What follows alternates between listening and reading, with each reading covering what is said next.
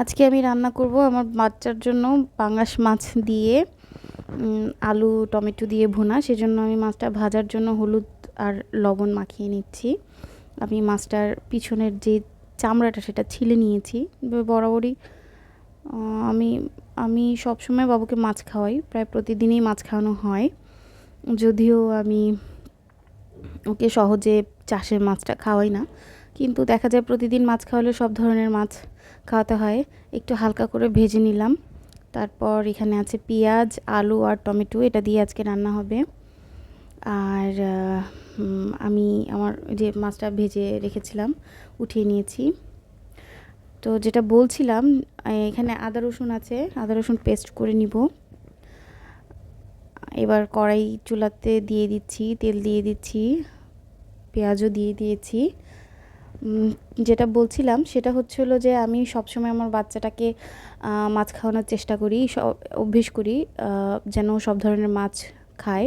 সপ্তাহে 2 দিন গোশত দেওয়ার চেষ্টা করি আর 1 দিন সবজি দেওয়ার চেষ্টা করি। আর বাকি যেই কয়দিন থাকে, 4 দিন আছে 4 দিনই মাছ দিই বা 5 দিন মাছ দিই। এরকম করে আমি প্রায় ওকে সপ্তাহে 6-7 দিনেই বা 5-6 দিনেই মাছই দিই। যাই হোক, টমেটো দিয়ে দিলাম, আলু দিয়ে দিচ্ছি।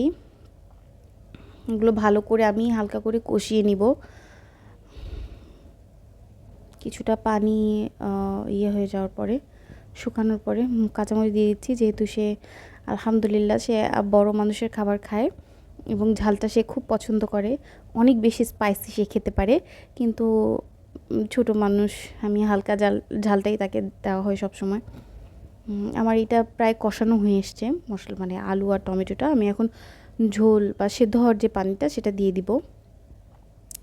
পানি এতখানি দিয়েছি, এইটুকুর মধ্যেই হয়ে যাবে ইনশাআল্লাহ। এখন মাছ দিয়ে দিলাম। মাছ দিয়ে